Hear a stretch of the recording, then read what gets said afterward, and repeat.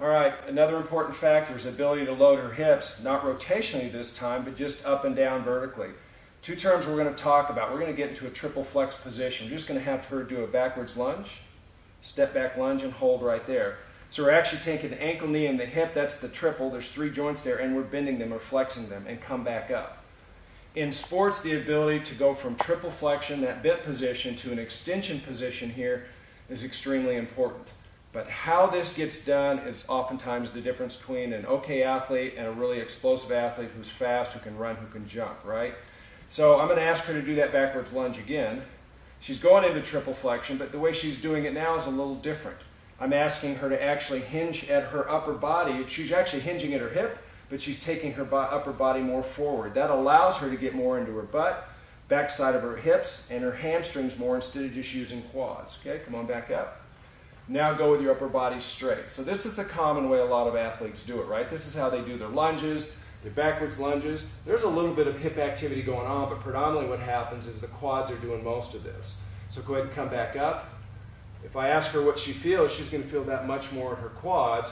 I want her quads working, but I actually want her glutes, right, and her hamstrings to join. They're the primary extensors of that hip, not the quad.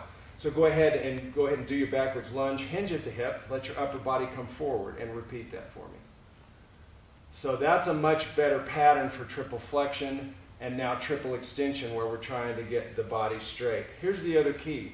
Right now she does a great job of it, of keeping her upper body straight. We don't want her to go ahead and drop and round and do all that where the body position, the back position is changing. Now come up, okay? When you do that, it's a completely different pattern. When she keeps her back straight, her spine in neutral, and hinges through her hips, that's more like acceleration, that's running, that's jumping, that's much more of a better athletic movement. Go for it. Awesome, one more. Her ability as she comes up, what I'm seeing is her body's coming up on this diagonal. That's what we want. When we run, when we jump, when we accelerate, things are going typically forward in space. If I ask you to keep your upper body straight, step back, do more quad, now come up. As you come up, you see her upper body coming up and almost going backwards.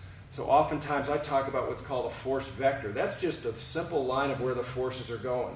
When she goes, go quad again with the upper body straight, and she comes up, the force vector when she comes up is going like that. That's great if that's her sport movement going up. If I want her to be more a sprinter or a jumper or somebody that's going forward fast, go ahead and now hinge at your hip, upper body straight. When she comes up, you're going to see that line come up more that way. That's going to make her faster. It's going to make her run faster, jump higher. Great things will happen athletically.